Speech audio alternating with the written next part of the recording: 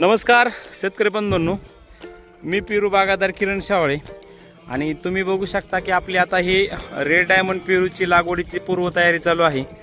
साधारण आपण हे जी लागवड आहे 11 फूट बाय 5 फूट ह्या अंतराने लावत आहेत। सध्या आज ठिबक करण्याचं काम चालू आहे।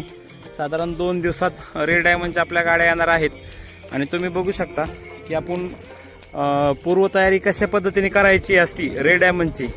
ह्या आपल्या महाराष्ट्रातील जे पेरू बागायतदार आहेत आणि त्यांना नवीन शेतकरी आहेत आणि त्यांना पेरू लागवड करायची आहे, तर शेतकऱ्यांना सगळ्या गोष्टी माहीत नसतात, नॉलेज नसतं। ह्या गोष्टींनी आम्ही ज्या पद्धतीने करतो त्या पद्धतीने आम्ही सांगण्याचा शेतकऱ्याला प्रयत्न करत असतो।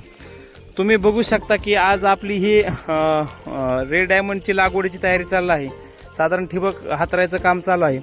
साधारण आम्ही मागल्या काही दिवसापूर्वी ह्या पद्धतीने असं बेड केलं आहे। जमिनीपासून साधारण 1.25 फूट ह्या हाईटचं बेड केलं आहे आणि त्याची रुंदी साधारण 4 फूट आहे। आणि लावण्यापूर्वी आम्ही त्या जिथं जिथं आपल्याला झाड लावायचं आहे इथं एकदम असं कुजलेलं शेणखत पूर्ण आपण खड्डा खोदून त्या बेडमध्ये पूर्ण सगळं भरलेलं आहे। तुम्ही बघू शकता की आपलं सगळं आज ठिबकचं काम झाल्यानंतर आपण 5 फूट बाय 11 फूट ह्या हिशोबाने लागवडीचं काम चालू आहे।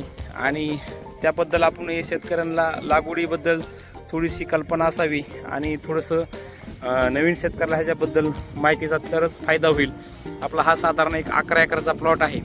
ह्याच्यामध्ये आपल्याला साधारण 4 एकर रेड डायमंड लावण्याचं प्लॅनिंग आहे आणि साधारण 8 एकर डाळिंब लावण्याचं प्लॅनिंग आहे। आणि ह्या पद्धतीने आपलं आज पूर्ण शेताची तयारी झाली आहे।